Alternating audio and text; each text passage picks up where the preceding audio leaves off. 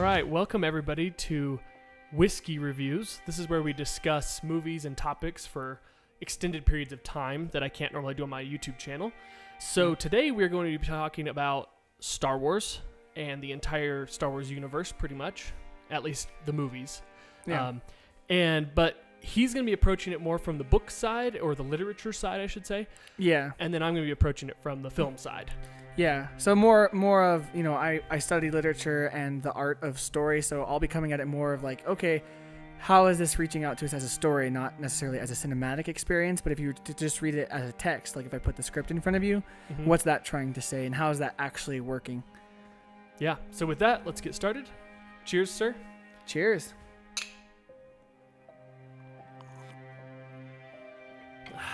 And here we go. All right. So let's talk about the original Star Wars movies first and kind of what is Star Wars. I'm going to let you start with this, kind of what you believe Star Wars is and should be. Well, not should be yet. Let's talk about what Star Wars is in its original form back in the 70s and 80s. Yeah.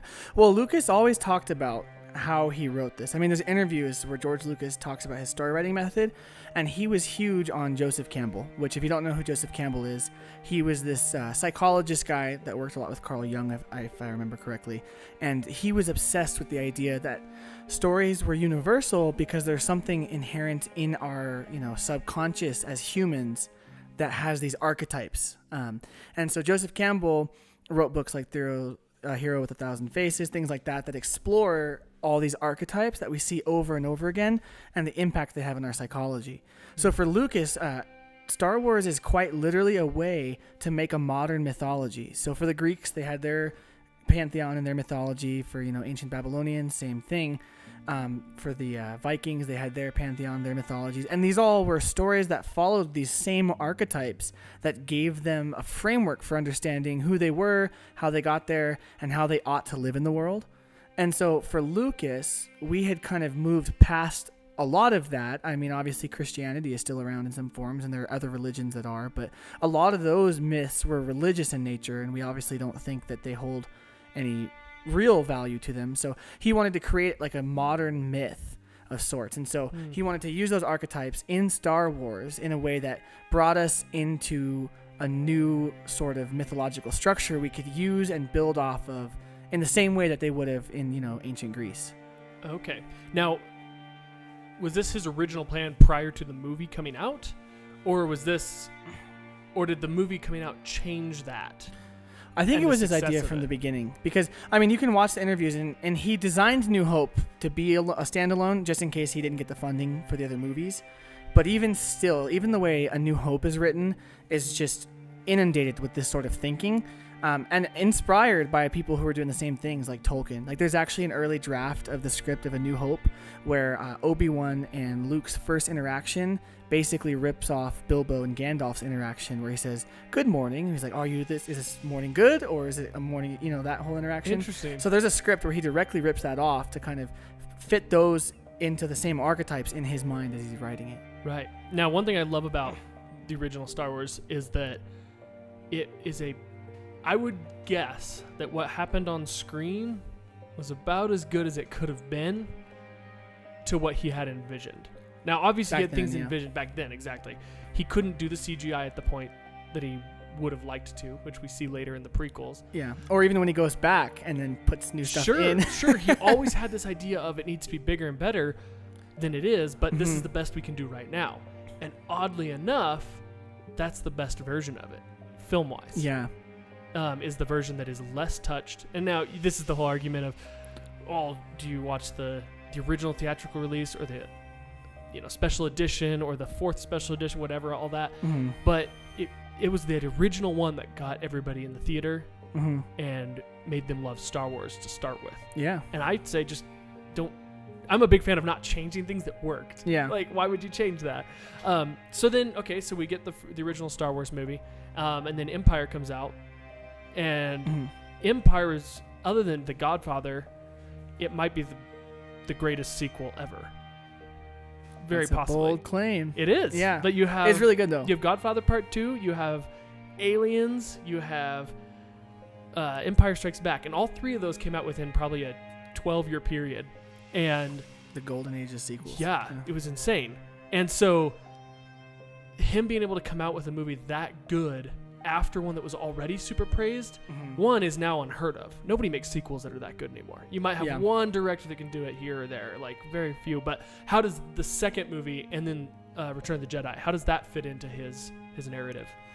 So there's actually a website, and there's this brilliant guy who I don't know if it was a formal academic paper, but he writes it like it is, and it's called Star Wars Ring Theory. You can look at, I think it's like StarWarsRingTheory.com, and he proposes, and it's not a wild claim. He takes this idea directly from things Lucas has said in interviews, which goes along with the whole obsession with mythology and Campbell. He proposes that Star Wars is written in what's called a chiasmatic rhythm. Okay. So most stories today, and most movies you watch, because film is bent towards this genre of writing, of linear writing. So you watch a film and it starts here and it moves along and it ends here and it has a full beginning and a full end and it progresses to something. Sure. In mythology, it actually didn't really work that way. I mean, there were linear stories, and even in like the Bible and like the Holy Scriptures, there's like linear stories, but they're all reflecting back on a sort of ring-like structure. And so even if this instance of story is different than the one that comes down here, there's going to be comparisons in all of those stages that are actually linking them in a way that's almost like poetry. And so Lucas has said this directly, that it's written to be like poetry. It's written to rhyme with itself. And so this guy's paper in Star Wars Ring Theory actually compares not just the plot structures and the plot points, but the cinematography.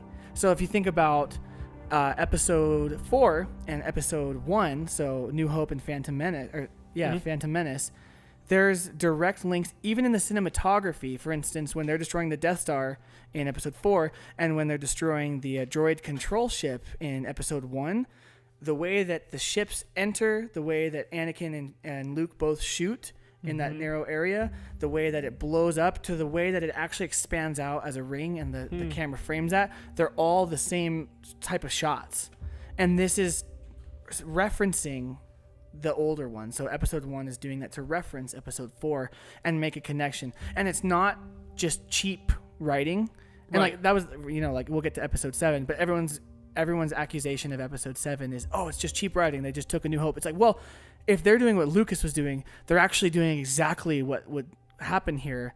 It's opening a new ring in the cycle. And so there's basically 2 small rings if you're not counting the new ones yet. There's, episode 4 through episode 6 is one ring.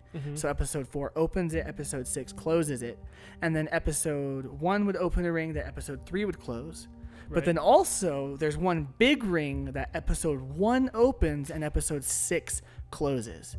Oh, interesting. And so not episode 9. No, well, it's like a little 2-ring thing. Before we knew there was going to be sequels, sure, that's how we designed it to close.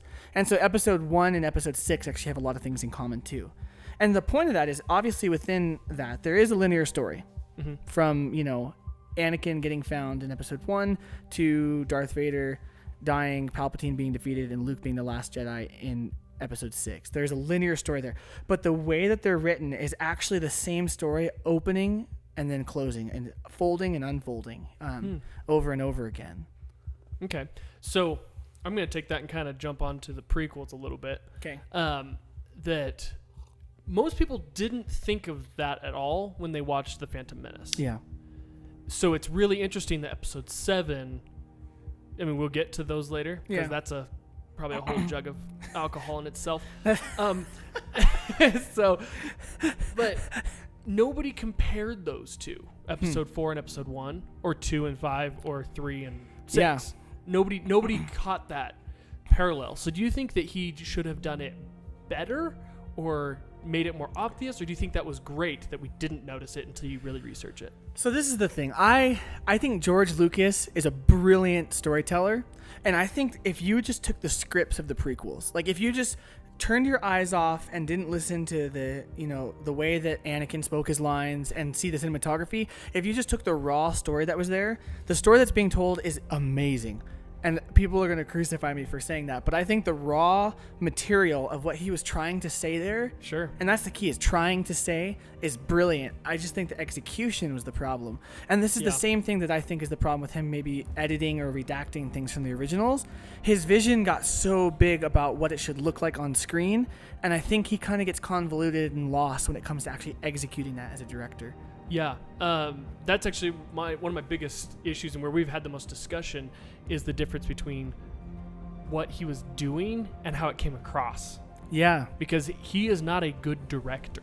He isn't. I don't think many people would say he is, yeah. He did A New Hope, or Star Wars, the original, and then he did the prequels. Mhm. That's it. Those are the 4 movies of Star Wars that he's directed. The 4 worst out of those 6. So, well, maybe not. Maybe 4 is better than 6, but 5 is definitely the best. And I think it would have come across better had he not been the director, because it's like somebody that's writing their own book and then turning that into a movie. They can't let go of any of the source material. Yeah. They can't let anything go that doesn't help the film narrative, which is much different than your book narrative or your story in your head, because things work on screen and things don't work. And the original one worked, but then you see all the changes he's made, and it's like you've already made the movie not work as much, just by little tweaks. So he needs, and I mean, this is like the big debate.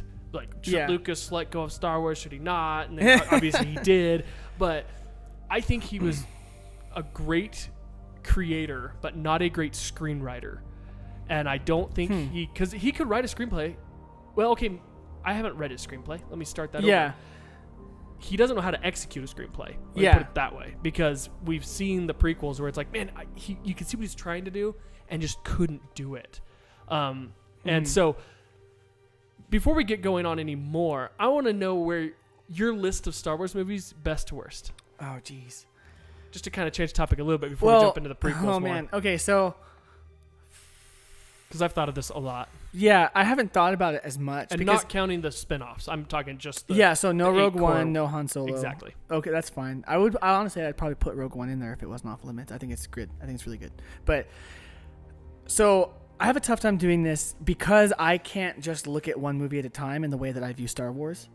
I have to take them as a whole. That'd be like me asking you, well, what's your favorite book of the Bible? And the answer should be, okay, well, maybe I like reading this one, but you can't take one out and cherry pick it, or you're not going to understand any of it. And but they are all standalone movies. Or that's true, and that's the tough part. And so that's because I think with Lord of the Rings, I can, without a doubt, say which one's my favorite. The first one. Do I think it's the best? I don't know.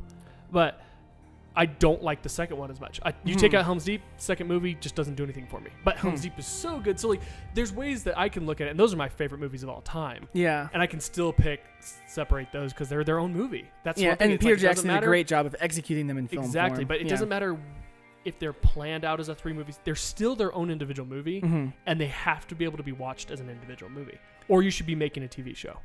That's your 2 differences. Interesting. If you're going to be making a movie, it needs to be able to stand alone on its own. Interesting. Dark Knight works by itself. Batman Begins works by itself. You don't need either one to make the other one better. Now, would you say that it needs to be able to be understood without watching the other one, or is it okay for a movie to be a sequel and need some continuity with the first one that you should have seen the first one to understand? Overall story, yes, because if I go back to Lord of the Rings, you can't watch Two Towers without seeing Fellowship of the Ring and have any idea what's going on. Granted, that was an adaptation, but even still. Right. But you can still... The story still works on its own. I can sit there and watch the second one over and over and over and over and over and just have an idea of what happens in the first one, and I'll still be fine. Yeah. If I can't even watch the second one because of if stuff leading into it and stuff after it makes it what it is, then it shouldn't. Then it's not itself. I know where you're going with that point. I'm going to refrain until later. So that's kind of where I think of that. But I'll give you my list. Yeah, then, that'll help me because I honestly don't take it as individual movies. I take it as one whole saga. Empire, definitely the best. Then I think New Hope is second best. Then I think number 6. Okay, I think all 3.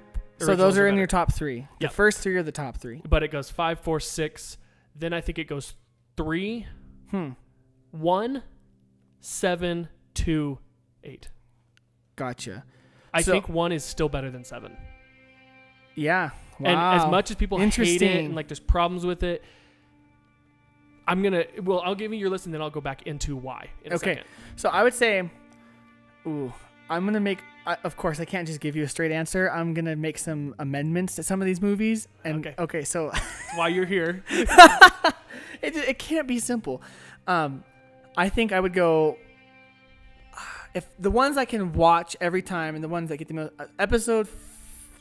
it's going to be from the prequels. I'm sorry, not the prequels, the originals. Of course. And it's either going to be a tie between episode 5 or episode 4 for my first one. And I think I watch 4 more, but I can't tell you if that's because it's better in my opinion or because it's just easier to start there. Yeah. I think it's just easier to start there. But I think 5 is better in a lot of ways. So those are tied for number 1. And 2. And well, yeah. So my number 3 spot, I'm going to say, is actually episode 3. Okay. And then for my number 4 spot, this is what's going to get people mad. Obi-Wan's half of episode 2. Okay. Just cut Anakin and Padme stuff out. I think that stuff is necessary for the story, but it was executed so bad. It was executed so horribly that I think if you cut that half out of episode 2 and you have Obi-Wan's half, it's really important for the overarching story of all 6 or arguably all 9 movies. Sure. And it was actually done really well. Like Obi-Wan's half, like Ewan McGregor did a great job. The cinematography I think is good. The acting for everyone else is good. The plot points, the things that it does for the story are, you just can't remove them. And so yeah, if you did a recut of episode 2 and it was just Obi-Wan's, I think it'd be a lot better. Yeah. Because that's the most hated one by far. It'd be like an Obi-Wan movie by itself. Which is kind of what everyone wants, right? Okay. Yeah. Then what? Then episode 6, then episode 1, and then the sequels in order of 7 to 8. Although I would be tempted to put 7 higher on that list, even than episode 1. I'd probably put it before, but I just, yeah. Yeah. Okay. I'd have to think more about that. Now I'm going to jump over into why I think episode 1 is better than 7, because a lot of people thought 7 was a very solid entry, and I think I thought it was a very solid first movie to that new trilogy. Yeah. But why I put episode 1 where it is, and people are kind of like, I really like that movie. I'm not afraid to say I don't have problems with it as much as love people that do. Movie. Yeah. I don't like Jar Jar Binks, obviously. Really? Who does? And then, yeah. But there's about 5 things in that movie that are excellent. The score. The pod racing. No. Well, the pod racing would be like number 6. It's like borderline. Cool, it's actually honestly. fun. It goes. We on all a little loved too it when long. it happened, and then Sure. people. Then special effects got better, and you're like, oh, okay. Yeah. But the score is incredible. You have Duel of Fates. You have just all these Star Wars soundtracks you don't realize are from episode 1. Yeah. You have Darth Maul, who might be the greatest Star Wars villain to date. I mean, Vader's a better villain, but he doesn't actually do anything. Whereas Maul is like that battle between them. And 3 would be lightsaber fighting. The fighting in episode 1, I think, is better than 2 or 3, because 2 and 3 got so choreographed that it was almost like boring to watch. That's to me. fair, yeah. Whereas episode 1, it was still like there's still some little mistakes that they make, and you can obviously there's videos about breaking down the Darth Maul fight and how stupid it is. And okay, you can do that with every Star Wars fight. Still better than the entire original trilogy. Oh yeah, in terms of lightsaber for sure. Yeah.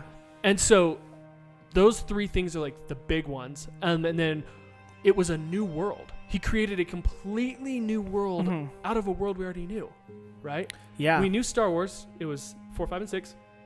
Then 10, 20, whatever, how many years later, he makes episode 1, and it's like a whole new experience. We're not going back into that world. He's created a new world for them. Well, and it was actually brilliant timing, because I think he knew he could not have started with episode 1. Yeah. I think so. Yeah. And I can't remember. I'm fairly certain there's interviews where he had at least the basic idea of the whole thing plotted out before he started. But if you think about it, the original trilogy is so zoomed in on Luke and the intimate dealings of the rebellion, which is small, with the Empire, and not just like the whole Empire, but just the key players. Sure. Like really, you're seeing the top dogs of each side. You don't see any of the outside world. You don't see any of the Empire's large-scale destruction and oppression of the galaxy. All of that is assumed and left up to the imagination, which arguably is some of the reason people are more fond of those, I think, because they can imagine, kind of like a book. You can imagine it.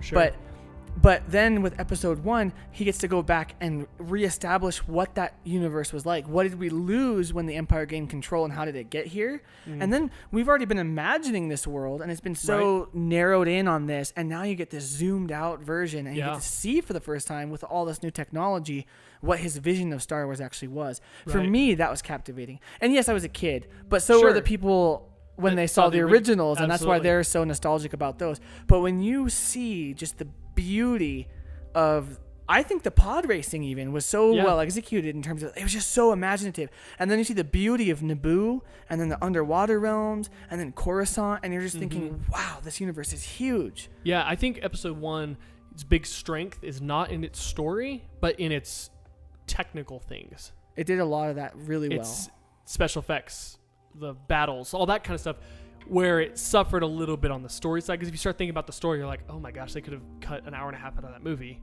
and it would have been fine. Like, could they have though? They definitely could have. Really? Yeah. And so, like, there's drawn out stuff in that movie. It's like a 220-minute movie, I think. Yeah, it's long. And it's just like, maybe not an hour could be cut out, but a big chunk could be cut out. I'm going to pause this real quick because the sun's going down. It's getting really dark in here, so I'm going to turn up the lights a little bit, and we'll be right back. Okay, cool. All right, we're back. Hopefully this is a little brighter for you guys because it was getting really dark in here. So, all right, continue with what you were saying. Okay, so I would argue that episode 1 needs every bit of story that's in it for the most part. Maybe there's like little bits and pieces that you could just like trim it to make it shorter. But so back to the ring theory, right? Back to the chiasmatic rhythm. If this is a reflective story that's written in rhyming rings of poetry that open and close, and it's supposed to do, it's written like myth.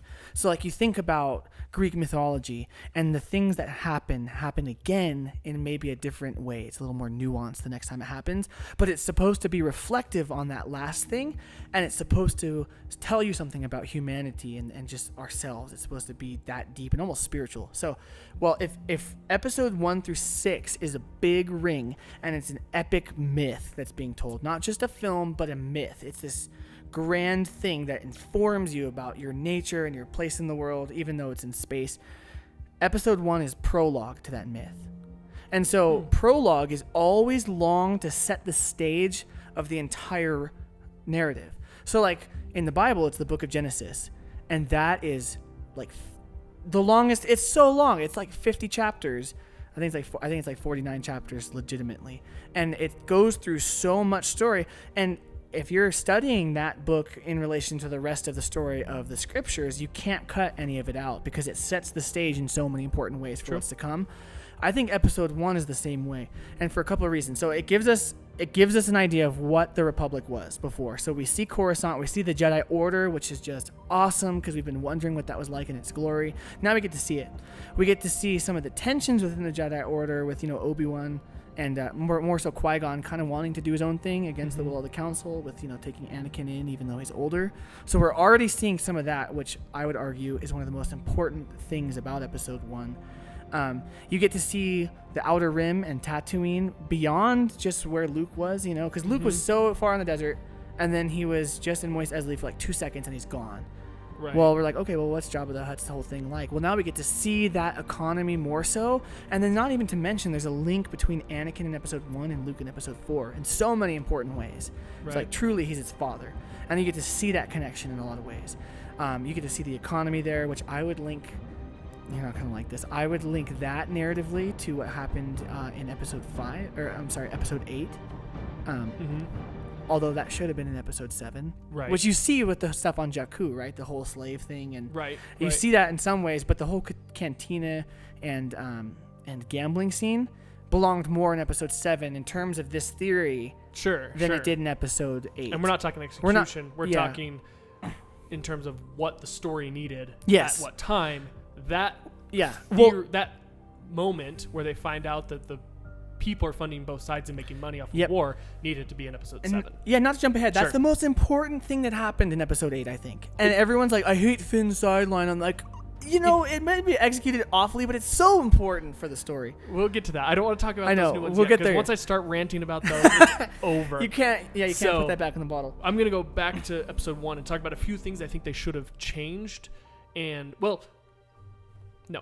I'm going to stay in episode 1. Okay.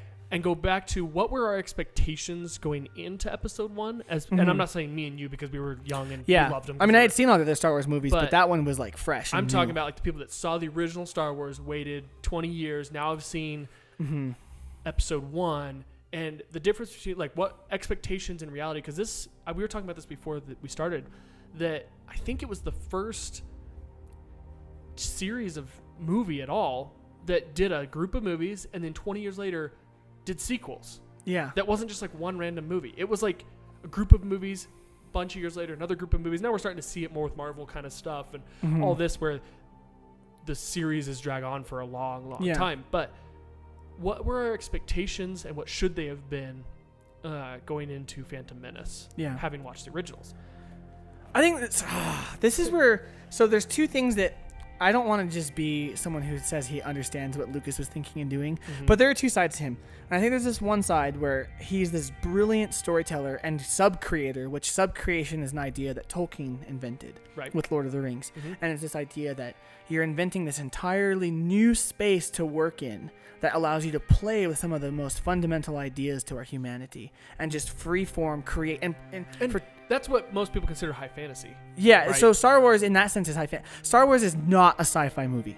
No. 100% not. It's definitely a fantasy film. It's a fantasy film. Absolutely. And that's because sci-fi is like so grounded in our realities, right? Sci-fi is like Interstellar or something like that where I guess it's not even science fiction, that's just science. Well, exactly. So here's the quickest way to distinguish. And we talked about this in my English classes for my English lit major, that sci-fi and fantasy, all literature really, is a discussion and a discourse and a representation and a sort of expose of ideas on what it means to be human and what the scope of that is. And so like classic literature is more cut and dry, real, and or just religious, depending on how far back you go. But even if you think about the modernists, they were portraying their vision of what it thought it meant to be human in an optimistic and then not so optimistic sense. So with fantasy, you're getting an idealistic version of this is the essence of humanity. So in Lord of the Rings, in Star Wars, and movies and shows and books like that, they're exploring the emotional essence of humanity. So it's more about our relationships, it's more about our feelings, it's more about love, it's more about virtues and things like that. The essence of the battle between good and evil. Sci-fi is always exploring the edges of our humanity. So now that we have all this technology in the modern era, we're starting to see these ways in which it impacts us and extends our abilities, with machines and with, maybe drugs or things like that. So sci-fi explores the edges of how far can we go and still be human. Right. And I mean, just think about a sci-fi movie or book and you'll probably find that that's the case. Yeah, that makes sense. So my expectations and what I think we should approach the prequels with is I think the expectations was unknown.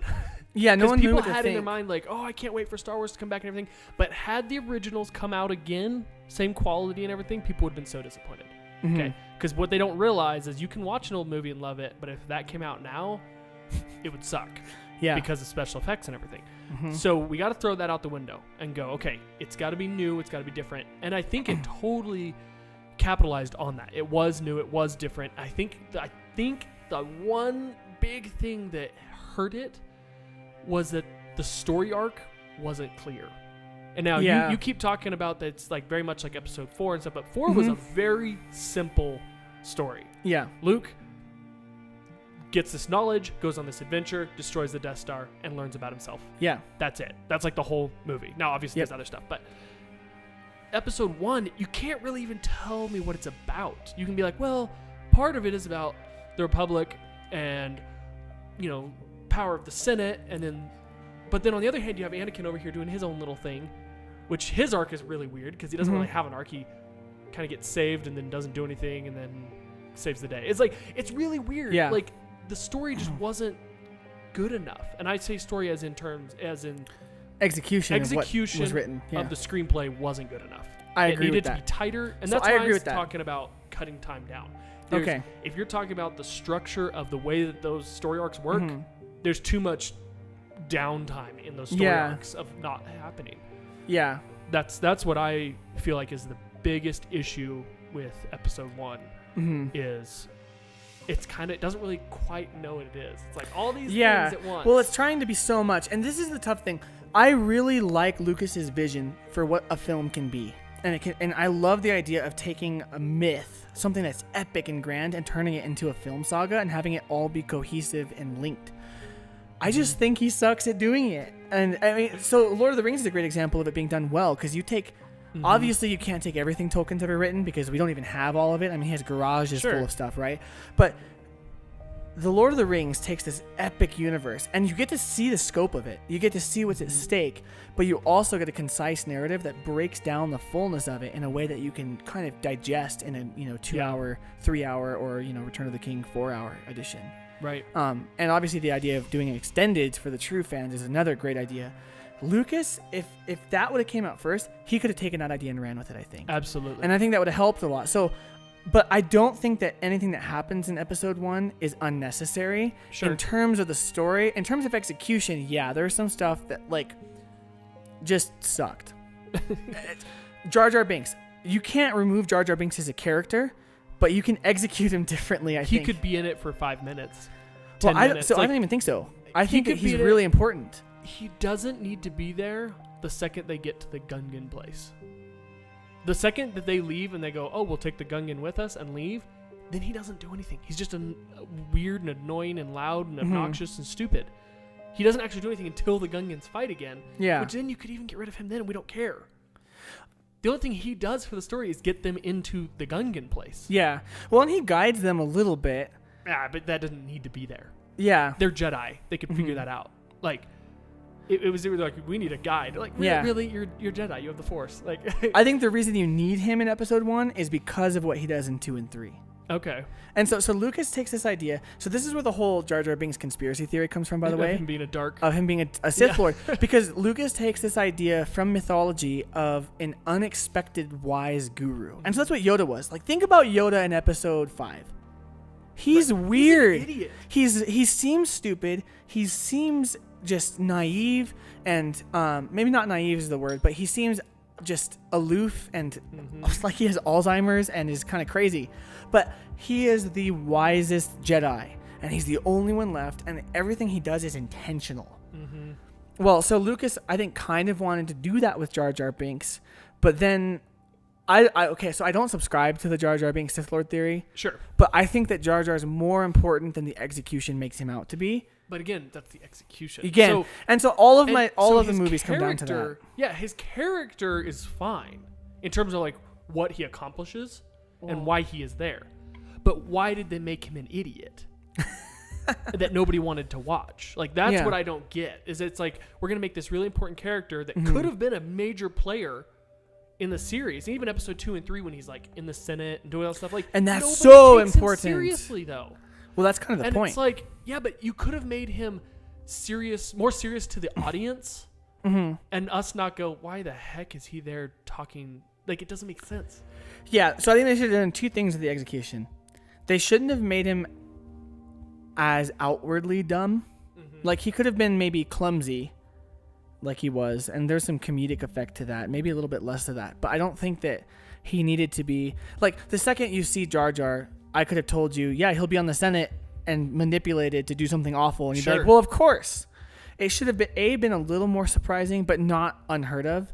And then B, it should have been executed in a way to where it would have been more believable that they would have made him a representative in the Senate. Yeah, that's a big one. And that's also about it. Downplays the power of Darth Sidious. Because, he can manipulate him. A big deal. Anybody could manipulate Jar Jar. Or, oh, you manipulated Anakin. Well, the way they portrayed Anakin was easy to manipulate. So, they should have had... I mean, Darth Sidious, in terms of, like, Star Wars canon, is one of the most powerful Sith ever.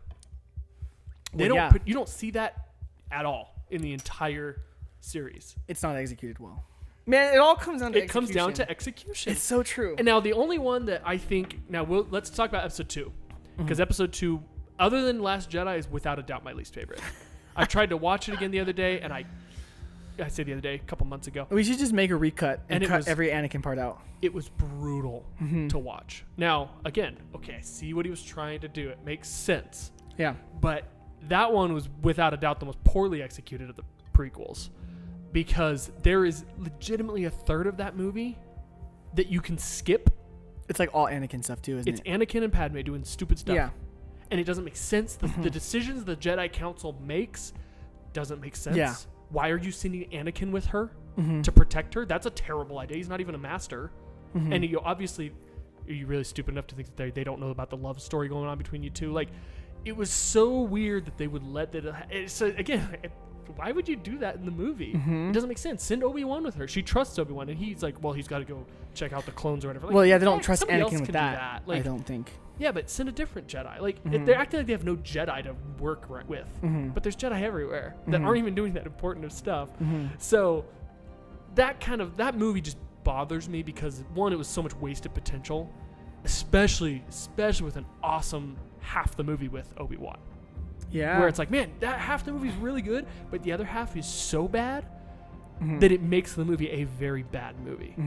And you can't just have one good thing and it justify the whole movie. Like, yeah, there's little parts of Phantom Menace that if you fixed would be better, and maybe even a bigger chunk here or there, but there's not a whole third of the movie that you just skip when you watch the movie. You have to do a lot of reshoots for episode 2 to execute it better. Oh, completely. You can't even just edit around it. You're done. The movie is toast in terms of working. One of my biggest issues with the prequels was that they didn't show the Jedi Council and the Jedi Temple as being super powerful. They mention it, and the Jedi talk about it, but and when that's you read like the books, that is the thing that the story is supposed to convey. Exactly. When you read the execution, books, though, that Jedi Temple, they're like the all-powerful thing in the universe, and you don't see that at all. Yeah, you just kind of see them bickering about little issues that you're like, why are they talking about? Like, you're Jedi, and I think that downplayed what Sidious was doing. Like, it all was just kind of like the stuff that should have been really evil and dark and powerful didn't come across that way. The stuff that should have been funny and goofy just came across as completely dumb, and like it just nothing really worked, especially in episode 2. I think 1 had parts of either of those, and then 3 had parts, but 2, I feel like that should have been the Jedi movie. That movie should have been about the Jedi and all that kind of stuff. Yeah, I agree. Well, and so I think that movie, if you look at it, like the whole cinematography argument that this guy in Star Wars Ring Theory makes, his name is Mike something. The villain of episode 5 is not the Separatists, it's the Jedi. You mean episode 2? Yeah, it is episode 5 in the sure. It's the same story. Clone Wars. But yeah, episode 2, I'm sorry. Attack of the Clones. That's the whiskey. Wait, Attack of the Clones, not Clone Wars. Yeah, Clone Wars is the animated. Clone Wars is the animated series. Attack of the Clones. And that's a whole different thing. Attack of the Clones. The title, Attack of the Clones. Who sounds aggressive there? Right, the clones. The clones. Yeah, and so the brilliant thing about that movie is if you watch the cinematography and you compare it to episode 5, well, instead of the Empire invading an ice planet to smash the rebellion, it's the entire governmental power of the Galactic Republic with the Jedi, who are supposed to just be guardians of peace, becoming generals of war with a clone army that no one knows how it got there, but we're just okay with that. Right. And we're co-opting it to squash this potential threat to our democracy. Right. And now we're overstepping our bounds. We're invading an indigenous planet and squashing them with this amazing army of well-trained death machines that are now being run by the Jedi. And it ends with Boba Fett. Or is it Boba or Jango? It's Boba. Jango. It's Jango. Boba's the kid. Boba's the kid, you're right. Jango Fett being beheaded in cold blood by Mace Windu from, what's the side? You'll know this. What's the side that the villain approaches from? Oh, it's the left, isn't it? Is it the left? You know, I actually don't know. I think it's the left. I'm forgetting now. Whatever but side the villain approaches from, Mace Windu comes from that side and chops off his head. Yeah. He's the villain. He's the arch villain of the entire prequel series. And again, except for the fact that Palpatine is the actual arch villain. Right. But and that's the whole point.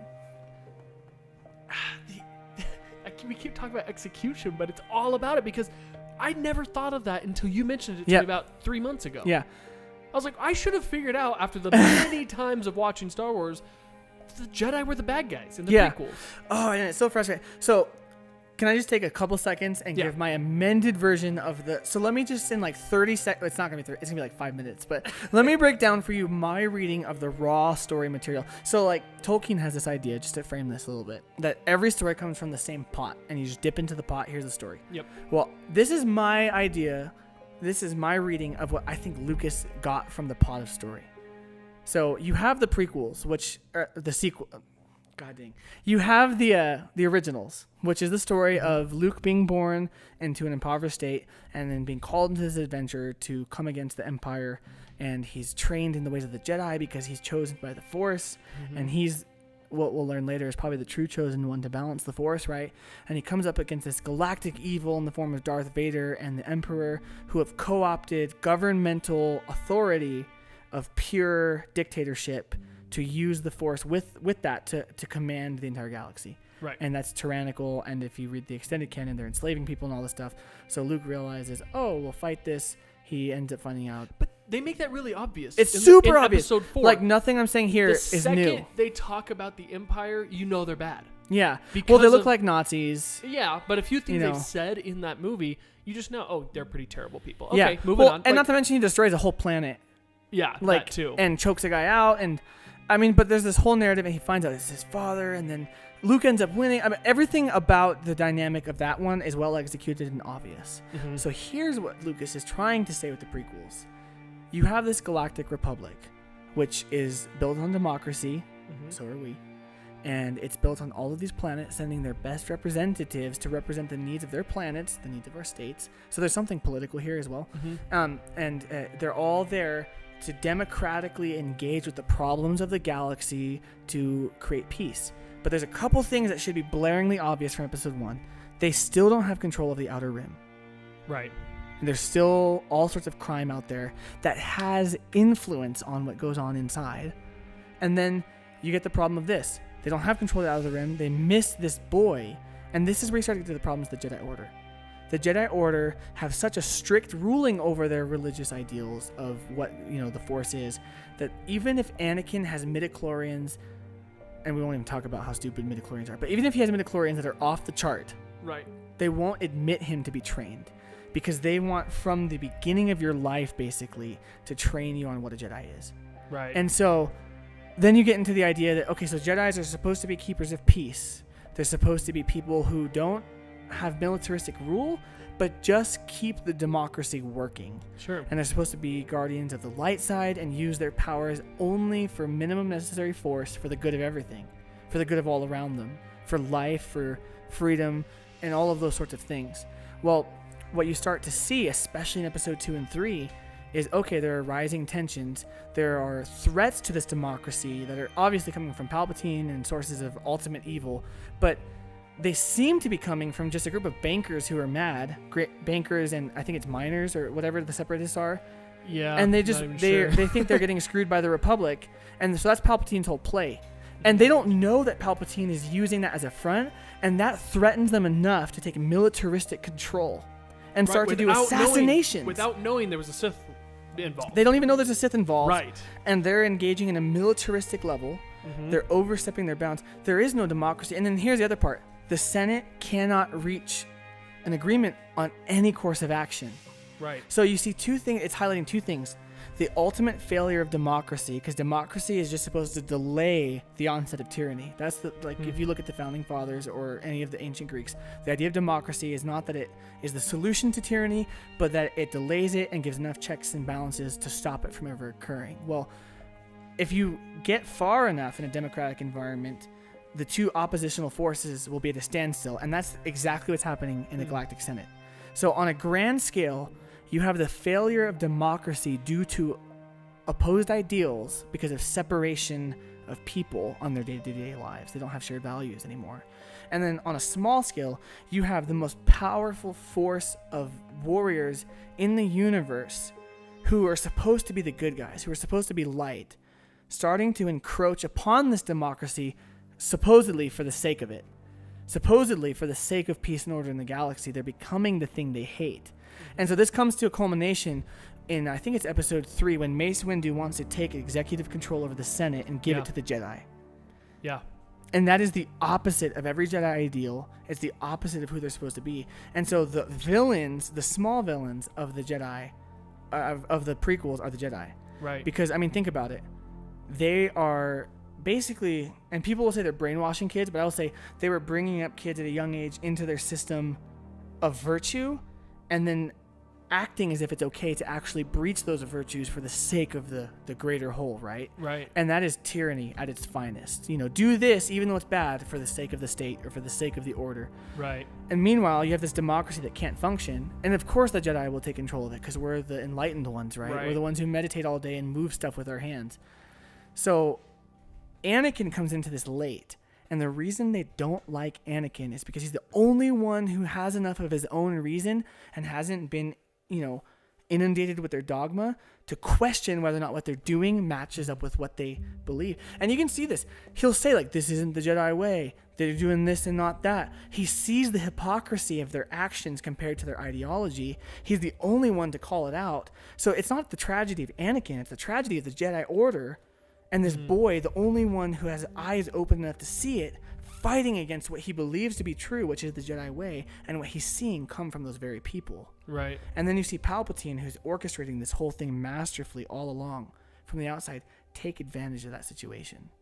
And he knows Anakin is disillusioned with the actual Jedi Order versus the idealistic version he has in his head.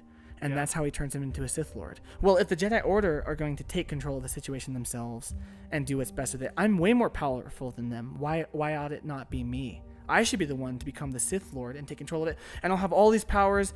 If they're using power to control the good, even though they say they shouldn't, why shouldn't I use the dark side and the light side and all of it to take control of it for the good? Because that's what they're doing. It's not what they're teaching, but it's what they're doing. Right. And there was an argument early on that, like, why would they say Obi-Wan, or why Obi-Wan couldn't train him, or Qui-Gon, was because Anakin was too young. I mean, too old. Too old. Yeah. But yet, Obi-Wan trains Luke, and he's like 20, right? Yeah. But that's because Obi-Wan wasn't really a part of that. No. And he didn't agree with it. it. And he never was. And neither was Qui-Gon. And you could tell, like, that's why they were fighting against it. And then that's why he trained Obi-Wan the way he did. And then why he tells him, hey, you need to train this kid, is because he sees the problems. And I love that. And I really appreciate, let's go ahead and talk about the new ones, where they were going with Luke for these new ones.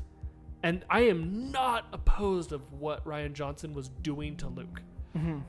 It's just executed wrong. Oh. But if you look at it, you're like, Obi-Wan raises Anakin.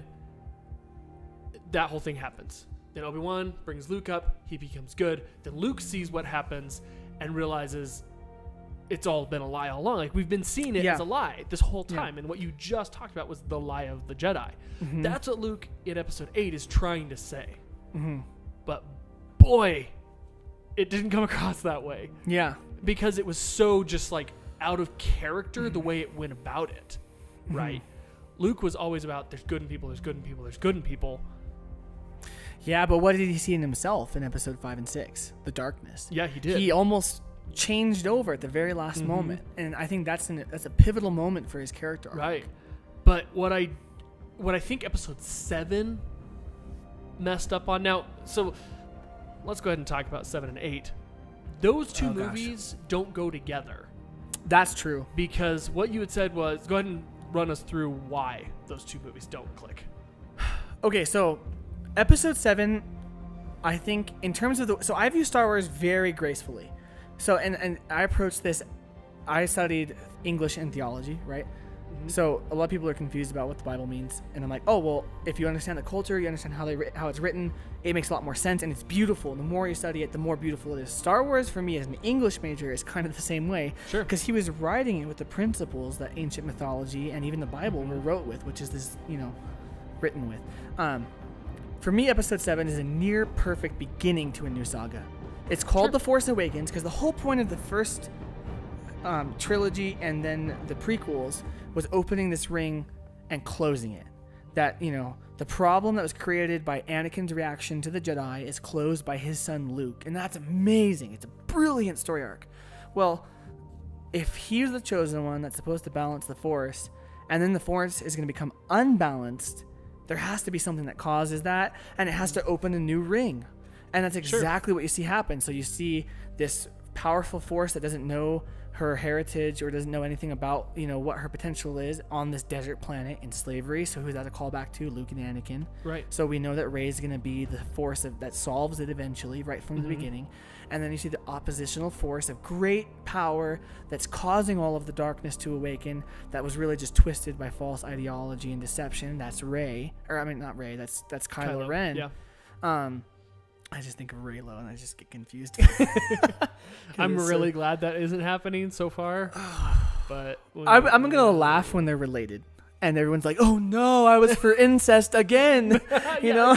Again. But you have this brilliant opening. All the Game of Thrones fans will be like, welcome to our world. Yeah. It's like that meme of, I think it's James DeFranco on the news. He's like, oh, your first time? Or whatever. Yeah. But I think it's a brilliant opening. And what awakened the Force was not... Okay, so narratively you would say it's Kylo by what's executed. Because Kylo gets this fetish for Darth Vader and is like, oh, I want to do that. Because Snoke is... But really it's Luke. At least Luke's own interpretation of what happened is it's him starting to do exactly what the Jedi did. And you find this out in Episode 8. He sees Kylo tend towards darkness, which Luke did and Anakin did. He knows that's in the family, and he gets scared. And what's the whole Yoda thing? Like, fear leads to anger. Anger leads to blah, blah, blah, blah. Dark side of the Force. Blah, blah, blah. That whole thing? Yeah. Luke sees that happen, and instead of learning from the past, instead of learning from the 6 episodes that happened, he tries to strike Kylo down and then instantly regrets it. And that's the exact thing, just like it was with Anakin, that sends Kylo. So the entire reopening of the ring, narratively, not in terms of execution, but in terms of the story we get, is Luke's fault. Yeah. And then Kylo builds upon what Snoke was already leading him towards. So Snoke is the Palpatine here. Right. And obviously, in terms of execution, he's not at all even remarkably. He's more like Hugh Hefner. Yeah. Seriously. Yeah, but okay, so let's jump back a little bit to Episode 7, which I think is a really good movie. I think it's fine. I don't think it's great. I don't think it's any movie that in 30 years we're going to be watching and going, oh my goodness, that's probably not. It's not that kind of movie. No. But it set up all these things that 8 and 9 were supposed to pay off. Yeah. Throughout the entire movie. We just watched it the other day. Yeah, episode 7. Episode we were 7. like, okay, we got to watch this again. And then Episode 8, and we got about... Yeah, it was just to more answer questions. We got like 5 minutes into 8. And we were like, nope, it's as bad as I remember. So Episode 7 had all these things that they needed paid off and everything. And 8 was... Now, am I getting this right? It was originally... J.J. Abrams had a plan for all 3 movies. He had a plan, and Rian Johnson scrapped it. So that's why it feels so disjointed, is because the script that Rian Johnson wrote had nothing to do with J.J. Abrams' script. Yeah, well, and there's a couple... So this is the ultimate failure of every Star Wars movie, is execution because of time constraints and because of technology constraints. So the original... Well, we have no technology constraint now. Yeah, so for Star Wars, for the new ones, it's all time. Sure. So for the originals, obviously, there were things that Lucas wanted to do that he tried to do later that just didn't work because of technology, both at the original onset of them and then when he went and edited them. Sure. Same thing with the prequels. That was pure just execution, director failure, and then probably maybe some technology and some time constraints. But we know for sure with the time frame they wanted to put Episode 8 out, and they had a change of director. Right. And they picked Rian Johnson because he would do something new, and that's kind of what Kathleen wanted to do, was something new, which... So that's kind of what I want to talk about for the last segment here. Yeah. Is the problems with the newest movies. Now, you've heard that clearly we don't hate the prequels. There's parts of them we hate. Which is a rare position. Yeah. Right. Most people are like, oh, the prequels suck. I enjoy a lot of them. Mainly Episode 1. I think 3's a better movie, but I don't enjoy it as much. Yeah. Mainly because of Anakin and Padme. And so but cheesy. These new ones, I thought Episode 7 was fine. I thought it set up all these payoffs good. There's a few big problems I have right at the end of the movie. Yeah. About the last 15 minutes of the movie, I think it's just like, oh no, like, what is going on? Yeah. 5 people fighting with lightsabers and just like, nobody's any good, but yet they're better than the guy that's trained. Like, that doesn't make sense, but okay, I can get over that. But then we go to Episode 8, and it's almost like it should be a standalone movie on its own. It does not feel like number 8 in a series. Yeah. Which you like the idea of a standalone movie on its own, but it has it almost breaks some of the supposed continuity with 7. It does. It does. In the execution of it. I actually don't even think the movie works by itself. There's too many technical problems with it. I think story-wise, it's fine. So, and for me, you know how much of an apologist I am for Star Wars. Right. You know, I defend the Star Wars narrative that's supposed to be executed as much as I defend the Bible. That's not true. But, you know, so when he started pointing out some of the flaws, talk about those for a moment. Because those actually made me rewatch it with new eyes and realize, oh, I can maybe, turn some of my eyes off and see see the story that's supposed to be there. But once I realized this, I realized that the execution of 8, I think, is probably worse than the prequels. Yeah. So talk about that. Okay. So everybody approaches movies differently. Some people approach it from the story behind the scenes. Yeah. Some people approach it from the acting. Is the acting good? If it's great acting, it's a great movie. There are movies like that where people are like, that's such a good movie. It's a terrible movie. Yeah, the cinematography sucked, but the acting was great. Yeah. I approach it from, if I made this movie and I'm hiring professionals in every field, did they execute their goals correctly? So you're almost approaching it from the standpoint of producers should. Yeah, a producer or a director. And so I look at it, and one of the big issues in the movie is that we kind of get the feeling that episode 8 starts right after episode 7. Yeah, which we had to watch that whole thing to determine it didn't. Or maybe didn't. We don't even know. It might not have, but even if it was months later, still all happened so quick. From the beginning of the movie to the end takes place in actually I should say from the beginning of the movie till they land on the planet, and we have Hoth 2.0 is 22 hours in their time. That's it. And they make it seem like Rey left and did all her little training and back in 22 hours. Okay.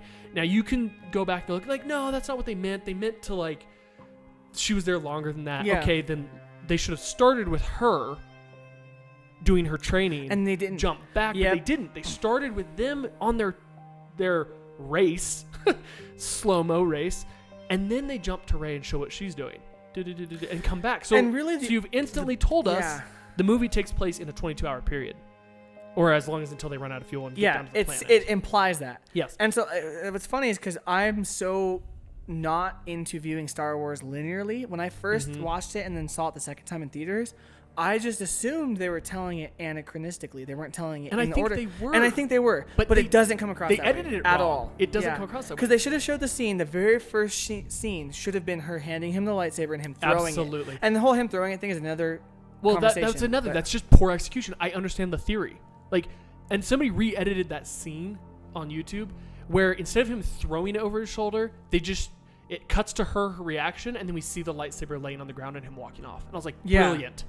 You don't turn that into a comedic moment. Yeah. You turn it into a powerful moment of him saying, this doesn't mean anything to me anymore. And this demonstrates why execution is so important. Exactly. So back to problems I have with the movie. Another technical issue I have is the science. No, okay, we're talking about science of Star Wars, right? It's Star Wars, yeah. But there are some things that they've set up that they've never broken before. Mm-hmm.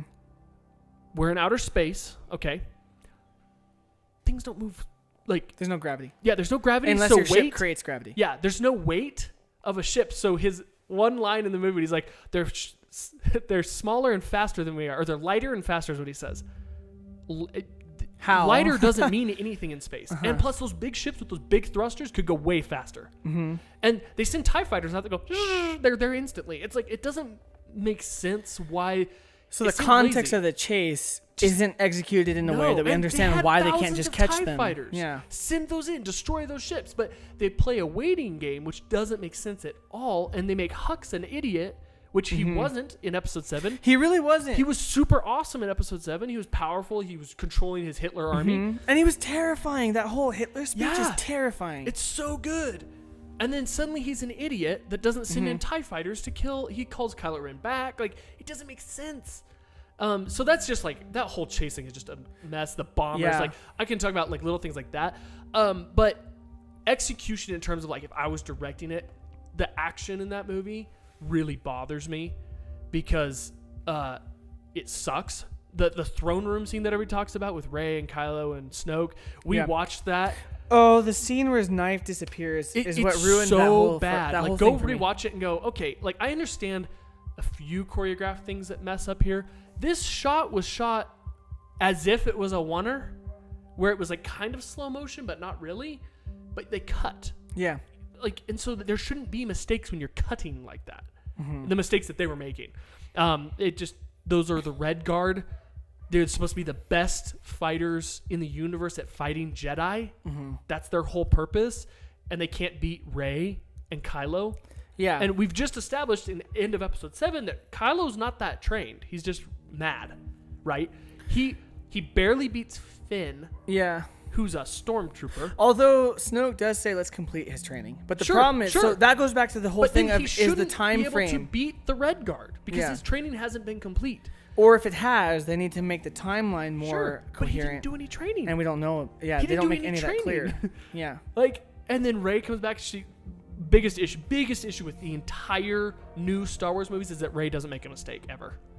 That's She's true. super powerful, doesn't mess up, and Except in episode 7, the one time he kicks her to the side, but then she comes back Yeah, stronger and madder that's it. and more powerful. Like, and he traps her, like gets her in the ship, and she's all locked up and can't do anything and Yeah. breaks out. Like, that's cool. That was a learning curve, a little one. it was then probably more episode fast than it should have 8, been. But, yeah. She doesn't make a single mistake. Like, Mm-hmm. her learning curve is not there, and that really bothers me because I'm like, I want her to be really good, Yeah. but she's already really good, so I don't care She about her. yeah, she wakes up in episode 8 and is really good. Yeah. And even in parts of episode 7 she starts is episode arguably 7. really good. She doesn't even know she has the Force, none of that. And by episode 8, which is not that long later, like Luke had to go to Dagobah, train, all that stuff, came back, lost horribly, went back, and by the time you see him again in 6, it's obvious that Different. years have passed. Yeah. He looks older, Yeah. he acts older, everything about it is, okay, he has gone through some deep stuff. Rey, her whole thing is like, what, a couple months? Like, we don't know because they're really On the bad at surface, it showing would time. seem so. But Yeah. she doesn't change as a person. She's just really good, and by the end, she's still really good. Yeah. And it just doesn't work. So that's another one of my issues. I have plenty of those. I mean, scene by scene, we can break down problems. But Oh, and people have. Hoth 2.0, where they're like, They should have started there. there's so many problems with that movie. I mean, and we actually watched a video where the guy broke down the action of that scene. Was it Robot Head or whatever? Yeah, Robot Head. If you haven't watched Robot Head's stuff, great. go watch it. Now, there is a lot of cursing, but it's well Yeah, but he's worth your time. Australian, mate, so it's fantastic. Exactly. So here's a shout out to Robot Head. Yeah. But he breaks down the action of that Hoth scene. Well, I call it Hoth. It's not, but whatever. It's whatever it is. planet it is that And it's we don't assault actually instead of- see any action in that scene. Mm-hmm. We just see the Empire walking their AT-ATs, stuff getting shot. We don't see any dead bodies. We don't see anybody fighting back. No, but they never win. The Yeah. good guys never kill a bad guy. Other than Rey, who comes in and kills like tons of people. Does her little thing, and then like, it doesn't make... It's so weird and disjointed that it's like, it's a battle. People should be dying on both sides. Yeah. And if you want to make it that they're that powerful, then the good guys need to be smart enough to not be fighting them. Like, it's just weird things like that. So those are just a few of the problems I have with that movie. That's like the tip of the iceberg. The tip of the iceberg, because we have talked for hours about Last Jedi and how much I hate it. Now, my friend Elliot, who went to film school with me, he loves this movie.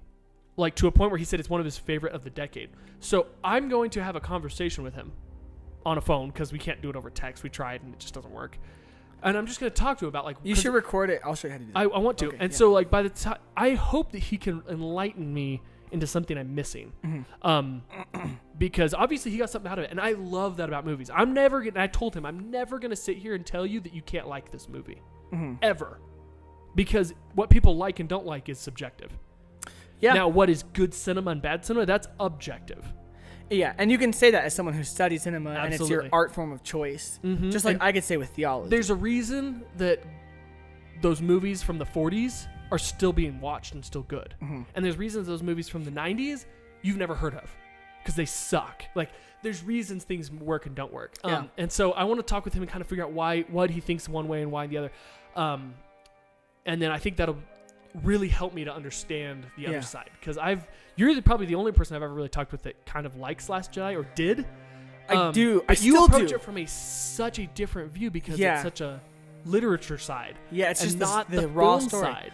And so I should say too, my bend in story is not towards particular moments, it's towards meta narrative.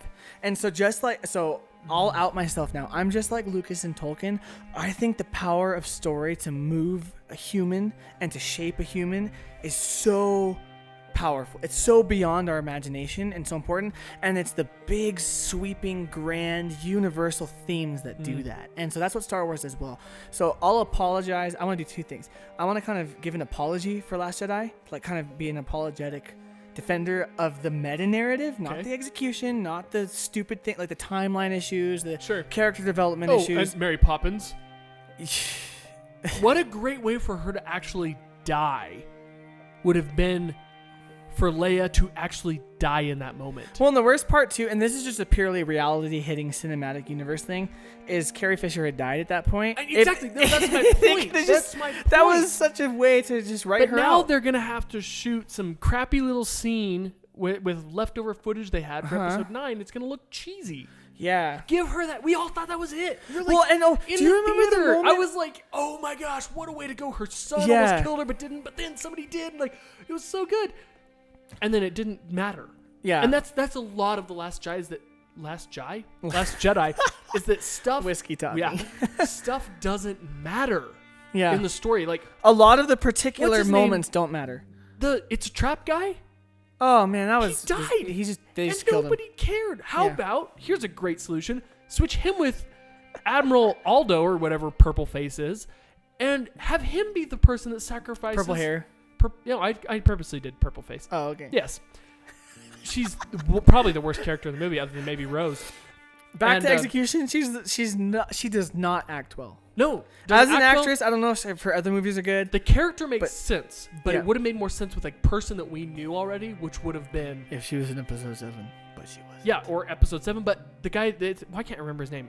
It's a trap. Admiral Akbar. Akbar. If Akbar had been that person, we would have trusted him. Yeah. That he had a plan. And talk about a way to go out, him doing the thing. That would would have been so good. But sick. instead, he dies and nobody cares, and then we get this random person who, Poe Dameron, who is like the best pilot in the army, is like, he's that the new Admiral Han Solo. So-and-so? Poe Dameron is the new Han Solo. Yeah, but he's like, is that Admiral so-and-so? Like, how do you not know who that is? Mm-hmm. Like, there's so many things. Like, your army's like 50 people.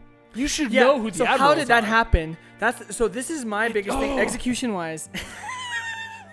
I'll sit back for a minute while you talk. If you guys want to know how to trigger Caleb, just say this. Just say, The Last Jedi is the best movie of the 21st century. Don't even say that. Just say The Last Jedi is a good sequel to Episode 7. And because that's more like believable. He's red in the face. It's amazing. I hate that movie. I've never talked so much about a movie as that one ever. Yeah. In my life, including my favorite movies of all time. I've spent more time you care ranting so much about Star Wars. But that's actually one thing I want to talk about in a minute. But go ahead and tell me a little bit more about. All right, so I want to do two things. First off, I want to give an apology, a defense of the nature of The Last Jedi, insofar as I can. Obviously, we know there's problems with the particulars, there's problems with the timeline, there's problems with the character development. But if we're looking at just the meta narrative, if I were to give you a 16-point plot outline of that movie, I'm going to argue with you why it's good and why it should be where Star Wars is heading. So number one, what did we learn from the first 6 episodes?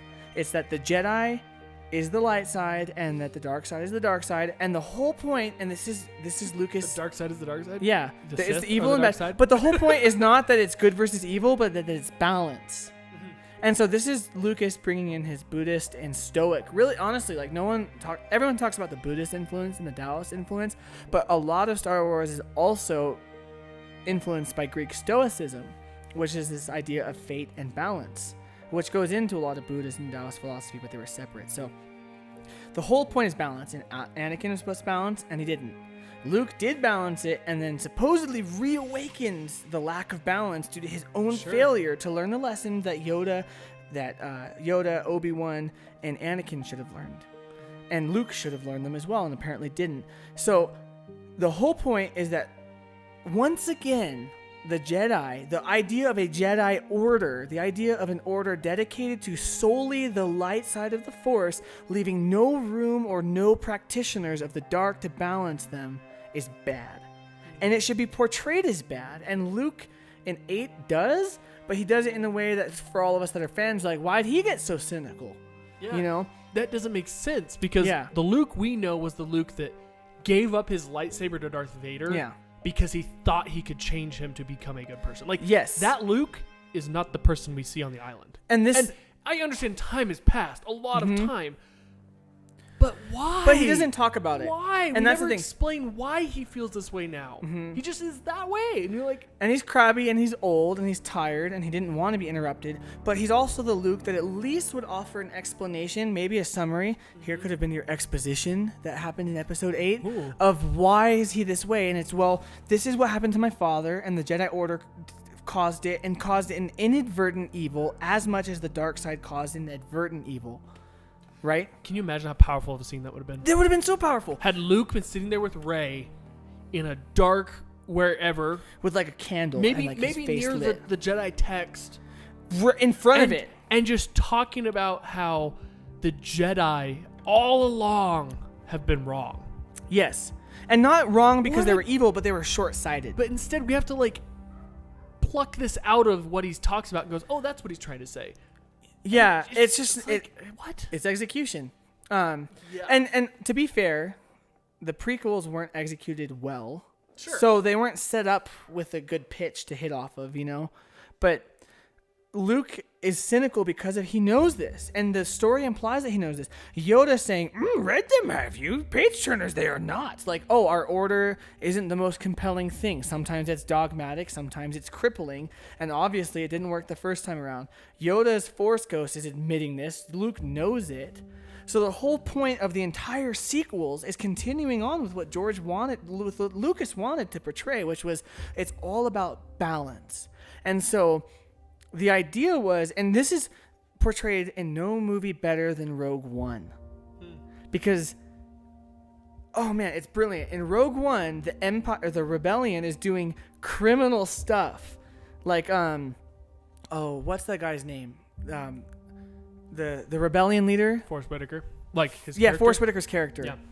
Whatever. I completely forgot his character on purpose. Oh, but it's so talk about... I can't stand him in that movie. But let's talk about it for just a second, and maybe this will link into it. And I think this is why they released Rogue One before The Last Jedi. Actually, no.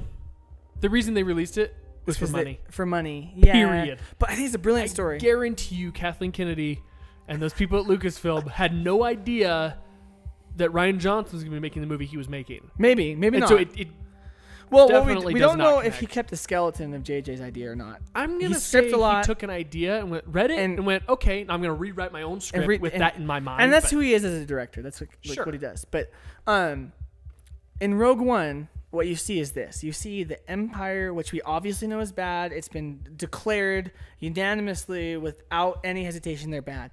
But with Forrest Whitaker's character, you see a rebellion that is an equal and opposite reaction with a different ideology. And so this is narratively, talk about ring theory, talk about things rhyming. Whoever wrote and directed Rogue One knew Star Wars did this and executed it brilliant. Gareth Edwards with his character, because you see Forrest Whitaker, he's angry at the Empire, as you would be. There's no, why wouldn't you be, right? The only good guy in that movie is obviously Jyn Erso, and her dad more so, because he was working the insides and he was gracious.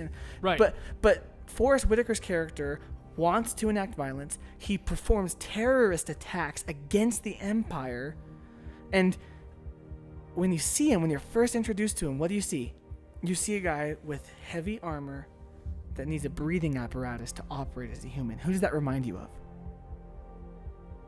Oh, I just think of Mad Max. So No. In Star Wars, who does that? Okay. Darth Vader. Yeah, no. Forrest Whitaker's character is the equal and opposite reaction to Darth Vader, which is showing you that the overcorrection of the Empire towards this form of evil is met with the rebellion, with this form of chaos, evil, turmoil. So the Empire is right, and there's the whole subreddit, the Empire did nothing wrong. Well, yeah, because think about it. If the Empire, say the Empire was the United States, the rebellion are terrorists. Yeah. And they're doing the things that terrorists do. They're killing soldiers. They're killing civilians. They're blowing up huge equipment that had 400,000 or more people stationed on it, aka Right. the Death Star. So from their perspective, the Empire's bad. Honestly, kind of innocent. I mean, the people, rebellion's bad. because not everybody knows the big scheme of everything. Not everyone They're knows. just being hired. They're working. They're on Yeah. the Death Star. Now, that goes into the whole, like, I'm not actually a fan of them making stormtroopers people. Oh, in the In the new originals? ones? No, in the oh, new the ones. new ones. Because in the originals, they were just kind They of were like cloned. fodder. They were fodder. They were still people, And but I they weren't actually, clones. well, but we weren't sure, and I liked that. I Yeah. kind of enjoyed not knowing what they were. It's a fine. I'm not gonna criticize it over making Finn and not. I love the but difference suddenly between you and I because becomes- you're so zoomed in and I'm so zoomed Yeah, out. because suddenly it becomes, oh, the whole Death Star, everything they did, like, are the stormtroopers actually bad people, or were they just like brought up this way? Well, And that's what okay, episode 7 so, shows. and oh god, it's a brilliant opportunity that they didn't capitalize on. Exactly. What was the problem with the Jedi Order? They had ideology that was too strict and bent too much this way and was not conducive towards balance, and they got you in it at age 0. Right. What's the problem with the First Order and the Stormtroopers? They do the same thing on the opposite end of ideology. The whole narrative of Star Wars is balance. The whole narrative of the sequels is actually finding that balance, and it's sad because it's not encapsulated in 7 or 8. It's encapsulated in Rogue One, where you Right. see two things. You see the Force being universal because it's supposed to be the thing that binds together all life forms. So really, the Jedi and the Sith are overcorrections and mutations of what the Force intends to do, in a sense, and that's the story. Sure. And so you see people using the Force and being one with the Force. And so you get to Rey, who is the Newtonian reaction to Kylo Ren, who is the Newtonian, like equal and opposite reaction. Okay, I've Newton, never heard that term. For every reaction. Newtonian? Just never heard it. Sorry. Isaac Newton. So Makes sense. for every reaction, Just there's never an heard equal it. and opposite reaction. Yeah. This is like the heartbeat of Star Wars. And so Kylo Ren, because of Luke, says, I'm going to be Darth Vader because I think he was right. Well, Rey rises to react against that. That Sure. should be the plot. But instead, we have a badly executed version of that plot where Luke should be training her, hey, the good of this situation is balance, not the reestablishment of the Jedi. And that's a narrative that they're telling. So think about the bombing scene. That lady holds the thing, like the necklace, and it At the shows she's at beginning of one with the episode 8, Force. right? For me, at the beginning, Okay. I love that scene, and because I put aside all the small, Sure, zoomed in problems. And actually, of all the scenes in the movie, I have the least amount of problem with Yes. that. Well, 'cause she's connected Other to than the Force. that it's... Keep going. Sorry. No, it's okay. The humor that they introduce during that kind of scene Yeah. ruins it. Yeah. Like, that should have been so intense that I'm gripping my seat, but instead they make me laugh and I sit back and relax. And that's what I don't like about what I call Disney humor. And you see it in Marvel movies, there's tension, there's tension, there's tension. The first Thor joke. movie. Oh, okay, it falls down. Now, small tangent. I think movies like Thor Ragnarok know what they're doing and go, okay, we're going to make a joke of everything. Now, Last Jedi but it still had can't- tension. It did. But Last Jedi can't do that because, one, we've had all these Star Wars movies, and we don't think of Star Wars like Marvel movies. We think of Marvel movies like each one is their own, each hero has their own kind of movie, Yeah. right? And so he can break off and do his own little thing, and it doesn't really ruin the series because there's 21 movies. But you're talking episode 8 out of 9, and it's number 2 in a trilogy, and they make it a comedy, but with serious material. Yeah. That Canto Bite scene should have been intense. Oh, man. And made me think and go, oh my gosh, this is what's happening. But instead, I'm just going, when's this over? Yeah, and so that that should never happen. That goes back to the big plot point. Is what we learn in episode 8 is all along the big wigs, the Jabba Hutts of the universe, have been profiteering off of the battle of light and dark. And I love that.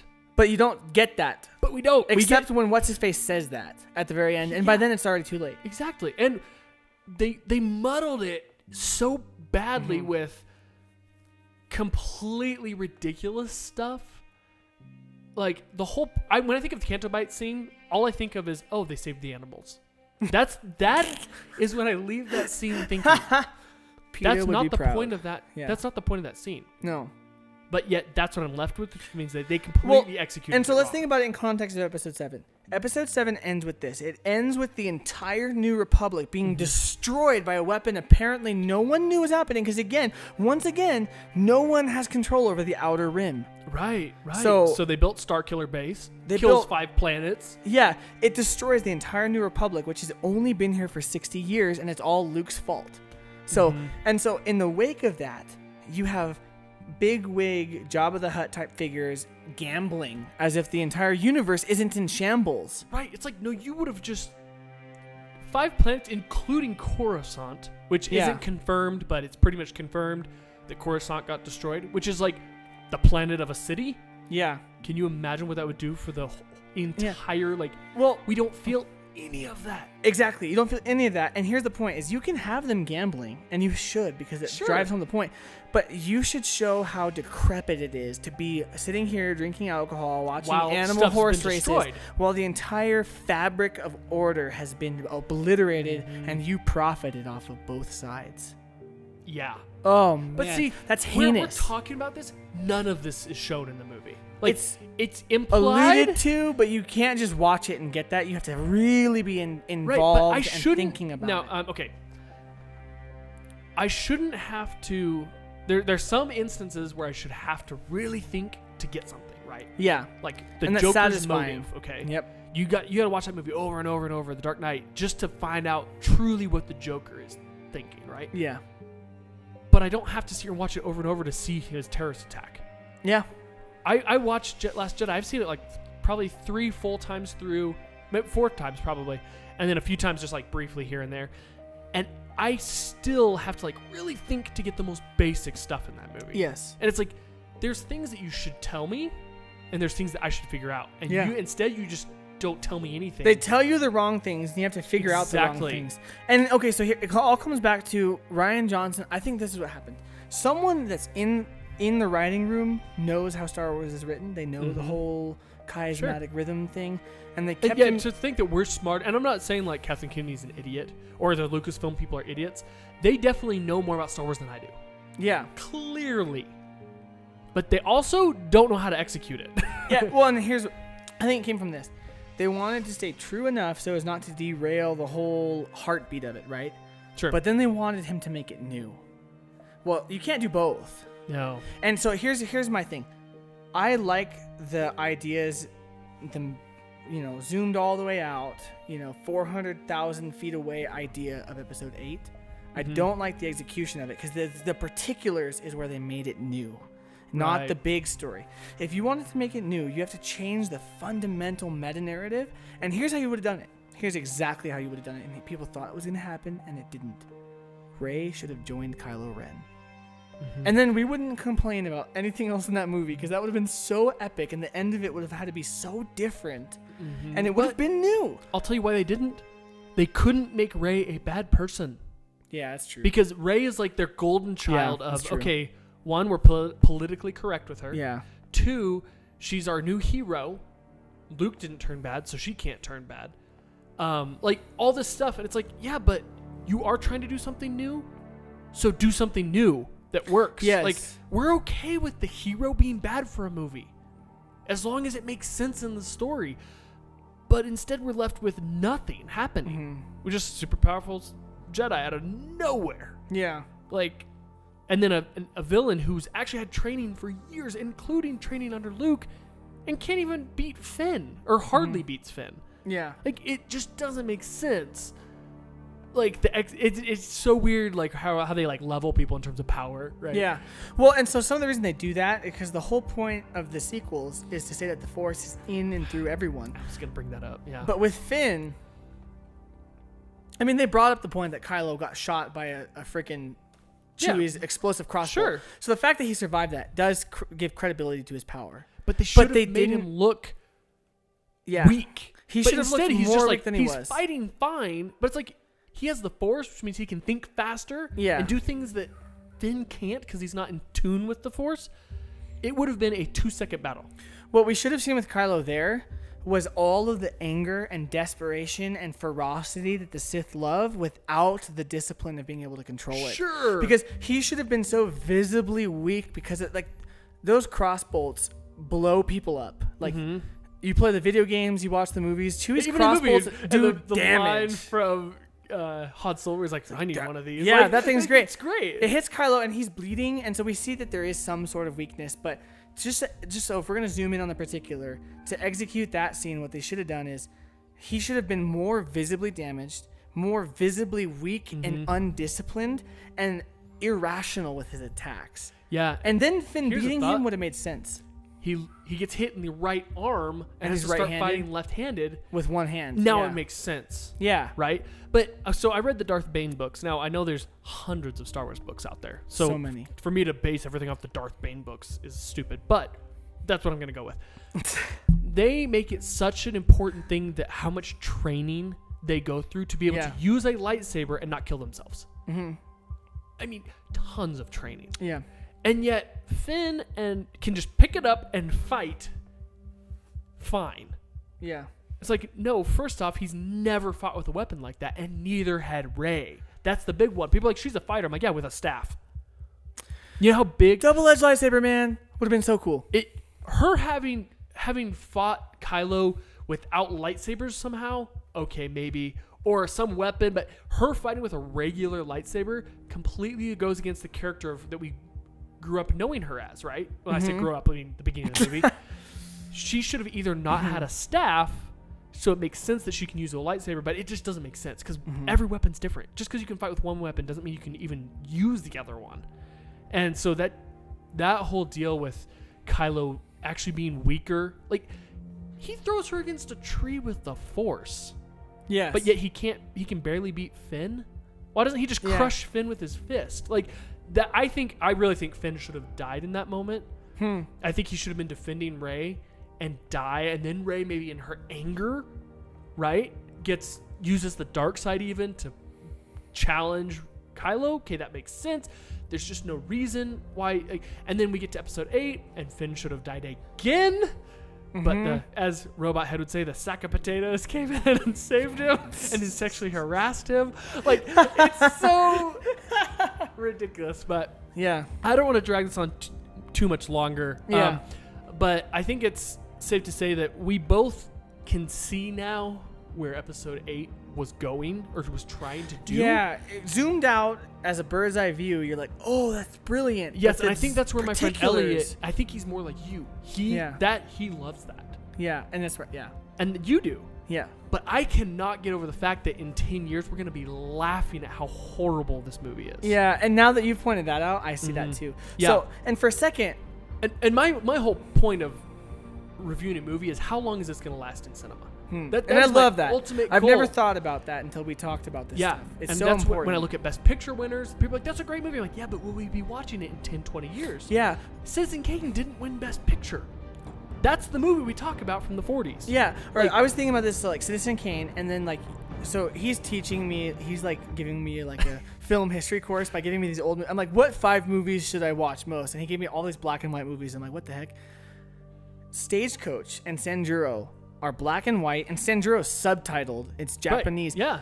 I enjoyed those so much because they're so timeless, from everything from the story on a meta-narrative level that I appreciate down to the particulars of the cinematography is so perfectly executed with the technology available that I don't mind the limitations when I watch it. Absolutely. And any movie, I would say probably 99.8% of any of the great movies that we still watch are good because they weren't about a political issue at the time that we can't relate to now. Yeah, that's so true. true. How many movies do we love now because it's popular? But in 10 years, when the people are like, what were they talking about? Like, when our kids see that movie, they're going to be like, what? Like, they're going to start like questioning these things because they're going to be like, that wasn't important to me. Why are World War II movies so powerful? Well, it's because it was a world event that affected everybody. Yeah. And it was like a real life example of the cosmic battle of good and evil. But wow. So there's now there are a few examples. I'm gonna say like Apocalypse Now is one where that was about a political thing that was going on, but it was so perfectly technically executed that you can forgive that one little political thing. But it also was more about war in general. Yeah, it It's had not a about this one universal thing. aspect to it. And So- you just see so many movies now. Sorry, I'm just No, on you're such good, a rant. you're good. You that- keep going. I'll save mine. And I think that was what Captain Marvel, and I'm not going to get into Captain Marvel, but I think that's where it suffered, is that it was so what they wanted right now. Yes. People are looking like, in 10 years, people are going to be laughing at this because Yes. it's not relevant No, I politically agree. to what's going on. And so, what I want to kind of just bounce off that and say is Yeah. this. Oh, this is going to be like a nice little tie-in. So Lucas's original vision was to capture universal human myth that moves all of us throughout all time towards a more virtuous existence. This is Joseph Campbell's work. This is Lucas's idea of Star Wars. This is Tolkien's idea of Lord of the Rings in a strictly Catholic sense, right? That myth is something, that story has a power because it's not just history and it's not just scientific facts, but it's emotional things. And that's what we are capable of reason, but if we are not working towards reason, we're emotional. Our base state is emotional. Story moves us towards that emotional bend and desire for virtuous, honest to God, true human living. And that's what myth was about. That's what the Bible's about. That's what Star Wars was trying to be about. When you make any story, whether it's a superhero story or whether it's the Goodfellas, which the Goodfellas did this actually really well. We can talk about that on another It's episode. just Goodfellas, by the way. Oh, is it? Oh, so Goodfellas, whatever.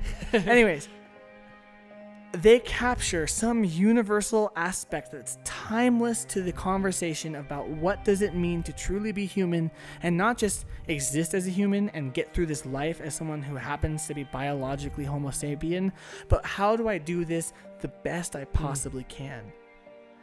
Star Wars Episode 8 thinks so particularly to this moment to where if you're not in our context, Yeah. it won't matter, like you just said. Right. The original trilogy is so much closer to timeless that. So, for instance, my cousin, I have a cousin, I think he's like 12 or 13, and when Episode 7 came out, I was excited about it. So naturally, being his older cousin, he wanted to be excited about it, and he ended up being excited about it. And he rewatched the original trilogy and the prequels, and I'm like, I assumed he'd like the prequels better because it's better quality. And I'm like, what one was your favorite? He's like, Episode 5 is the best movie I've ever seen. Yeah. And it spoke to something so timeless in his psyche as a human, in his heart and soul as a human, that it will last. Yeah. And that's the purpose of story. Not even just stories like this, but I think all story. Yeah. And we're going to kind of end on that, but you can see where in Episode 7, and especially 8, where they're taking a current event and going, oh, we're going to make this important. Mm-hmm. And yet, that's not going to last. Yeah. And that's why I have big issues with certain movies that people are like, it was so much fun. I'm like, yeah, it was fun right now, but is it going to be good in 10 years? Is Black Panther going to be great in 10 years? Maybe. But you know which one is going to be good? Ragnarok. That movie's going to be hilarious for so long because it's not current humor. Yeah. It's just funny stuff. Yeah. It's classic comedy that we've known has worked, like things like that. So I think with Episode 7 and 8, unfortunately, and actually we hinted at this earlier in the video, that Episode 9 might fix lots of the problems that And 8 Ryan had. Johnson's okay with that, he said. But I have a problem with that because that means the movie doesn't work by itself. Yeah. And I really have an issue with that because the movie needs to work by itself and also tie in. And I just don't think it does that. Mm-hmm. And so I'm really looking forward to Episode 9. I'm definitely not one of those people who's going to be like, oh, I'm going to wait. Like, no, I'm all in. I'll probably watch it I 3 am times in theaters. stoked like I have with to all of see them. Episode 9. Yeah. I think it's going to be the best of those 3. I really do. I think J.J. Abrams is going to realize what worked in Episode 7, what didn't work in Episode 8. Very little worked in 8, so probably mostly not. And then he's going to fix it all for Episode 9. And I think he's going to really fix a lot of those problems, so I'm hoping. Yeah. We don't know because we sure thought 8 was going Fingers to be crossed. good too. But actually, I never really was stoked for 8 because the trailers came out and I was like, oh. Like, the second I saw a trailer for Episode 8, they started like matching them with trailers from Episode 7, and it's shot for shot the same trailer. Mhm. And I was just I never like, realized that. Yeah. oh yeah, there was a video that came out side by side of the first trailer for Episode 7, first I trailer love for how Episode YouTube 8. is just so aware of that stuff. There's Oh, just yeah. someone instant, And like, that started realizes it bothering me because I instantly. was like, oh, so already the studios are in control of this more than they should be. So Yeah. we'll see, but I think it's really important with Star Wars to look at it from both sides, from the big view, that what you'd say is the meta-narrative view, and then also the technical part. And that's where the really great Star Wars movies work. I think that's why Episode 5 and 4 work so well, is because from both they work. They work from the meta-narrative, they work from the technical.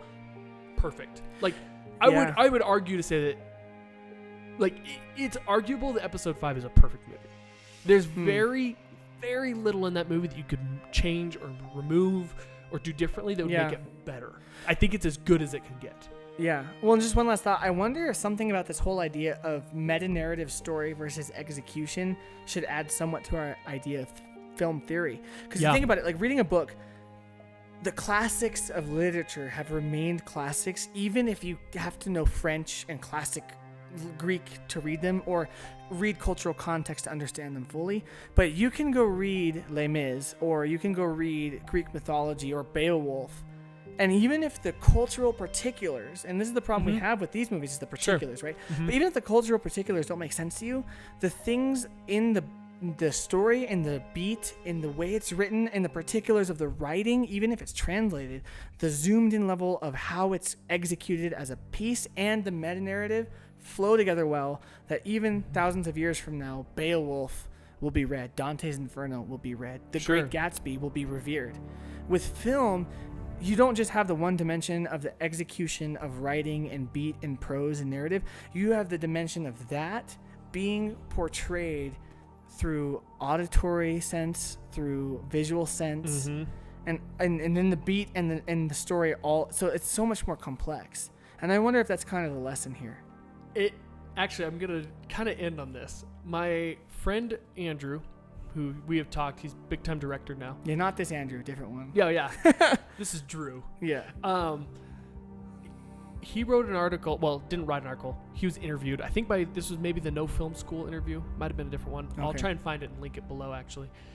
And he talks about that film has no limitations right now. With technology and everything that's going on, we have no limitations. He's like, theater is limited by the stage. It's all visual and audio, but you're limited by the stage. Books, you're limited by the page. It's all imagination. That rhymes, by the way. Stage and page. Yeah, it does. And then radio, you're limited by only audio. Movies are not.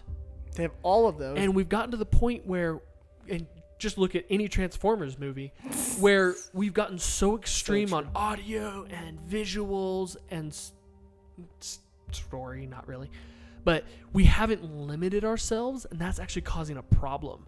We need to limit ourselves to create better content, because without limitations, we actually just make kind of garbage. Yeah. And I think that's kind of what's happened, is that we're not limiting ourselves to, okay, so why aren't we limiting ourselves in all these areas? We just go, oh, we have the technology, let's make all these explosions, all this. It's like, no, how about we don't? Let's set a limit to why we can't and make it work. We're not getting any of that, so. That's good. No, I think, if nothing else, that's probably the lesson to be learned. And even still, I think Star Wars, even with all of its problems, because it's real people making real stuff in real time with real limitations that impact it in ways we can't see, it'll still be a timeless narrative that moves us for a long time. But someday something will come that's going to be better. Yeah, but the prequels worked because of that limitation of technology. Oddly, it kept him from going overboard. And we saw that in the prequels and in the special editions, where he changed things, and that kind of ruined it because he no longer had limitation of his technology. Yeah. Now you have some directors like James Cameron for Avatar that he couldn't make his movie until the technology got to a point. But that worked because he was waiting till it got to a point. There's still limitation, but he knew where that limitation needed to be to make the movie he needed, and it worked. I don't love Avatar, but I think it worked. Obviously, it made billions of dollars. There's more coming out soon. But each Star Wars movie has less limitations, and they become worse and worse in terms of timelessness of the movie. Well, and I wonder if that's some of the reason we're getting the whole, not to just keep this going forever.